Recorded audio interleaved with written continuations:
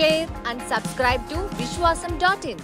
Polling తేదీల విషయంలో తెలుగు రాష్ట్రాలు ఉలిక్కిపడుతున్నాయి. ముఖ్యంగా అధికారంలో ఉన్న పార్టీలకు ఎన్నికల షెడ్యూల్ పెద్ద సవాలే విసురుతోంది. ఎలాగంటే గత 10 ఏళ్లలో ఎప్పుడూ లేనట్టుగా ఈసారి నడి వేసవిలో పోలింగ్ జరగబోతోంది. తెలంగాణలో మే 13న జరిగే పోలింగ్ రేవంత్ రెడ్డికి సంకటం కావడం ఖాయమనిపిస్తోంది. ఎందుకని? రేవంత్ని డేంజర్లోకి నెట్టేందుకే మోడీ ఇలా ప్లాన్ చేశారా? ఫుల్ స్టోరీ చూసే ముందు విశ్వాసం.inని సబ్స్క్రైబ్ చేయండి.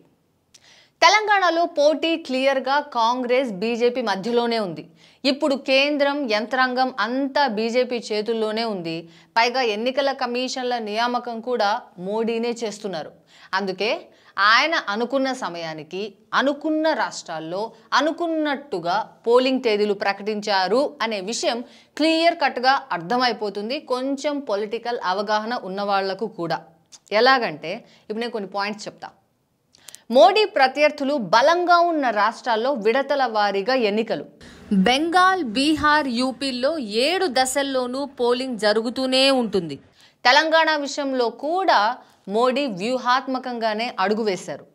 ఎప్పుడూ లేనట్టుగా ఏకంగా నెల రోజులు పైగా వెనక్కి జరిపారు. ఎప్పుడూ ఏప్రిల్ 2-3 వారాల్లో తెలుగు రాష్ట్రాల్లో పోలింగ్ అయిపోతూ ఉంటుంది. ఈసారి మాత్రం మే 2వ వారం ఆఖరు నాటికి నెట్టేశారు. ఇదే జరిగితే రేవంత్ రెడ్డికి యమ డేంజర్ అనే అభిప్రాయం ఎందుకు వినిపిస్తోంది? ఇందులో అసలు లాజిక్ ఏంటో నేను మీకు ఇప్పుడు చెప్తా. ఎలాగంటే వేసవి అంటేనే సవాళ్ల కాలం. అందులోనూ ఈసారి వర్షాలు తక్కువగా పడ్డాయి. తెలంగాణలో పంటలన్నీ ఎండిపోతున్నాయి. తాగడానికి నీళ్లు కూడా దొరకడం లేదు. మార్చిలోనే ఇలా ఉంది సిచ్యువేషన్ అంటే ఏప్రిల్ దాటాలి, మే రావాలి, ఈలోగా ఎలాగూ వర్షాలు పడవు. అంటే వచ్చేది కరువు కాలం అన్నమాట, కటకట సీజన్. ఇలాంటి సమయంలో ఎన్నికలంటే ప్రభుత్వం మీద చిర్రెత్తిపోతుంది. రాష్ట్ర ప్రభుత్వం ఏమీ చేయడం లేదు అని జనం అనుకునే కాలం ఇది.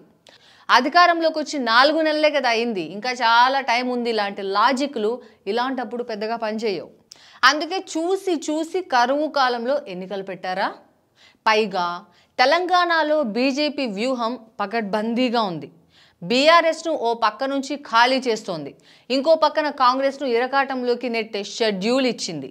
కేంద్రంలో ఉండేది మేమే అనే టాక్ కూడా జనంలోకి వెళ్తే ఇక కాంగ్రెస్కి కష్టమే కదా. కేంద్రంలో కాంగ్రెస్ ఎలాగూ గెలిచే పరిస్థితి కనిపించట్లేదు. బీజేపీనే బలంగా ఉంది. ఎటు చూసినా అదే పార్టీ కనిపిస్తోంది. ఇలాంటి టైంలో ఆల్రెడీ కాంగ్రెస్కి ఓటు వేసిన వాళ్ళు కూడా ఆలోచనలో పడే అవకాశం కనిపిస్తోంది కదా.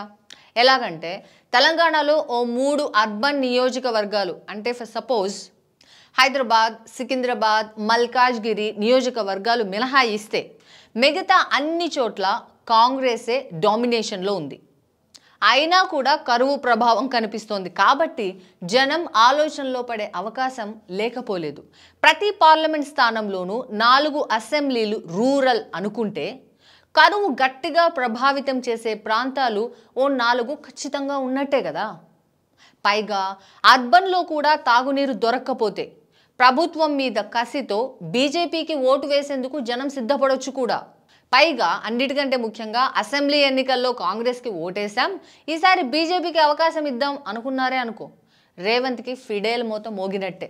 ఇలా జరగాలనే ఉద్దేశంతోనే మోడీ, బీజేపీ వ్యూహాత్మకంగా ఎన్నికలను వెనక్కి నెట్టాయి.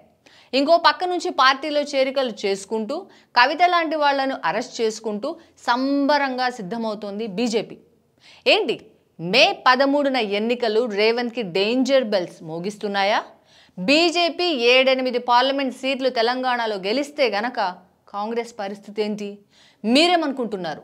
నేను చెప్పిన లాజిక్తో ఏకీభవిస్తారా, ఏకీభవించరా? కామెంట్స్లో చెప్పండి. Like, share and subscribe to Vishwasam.in.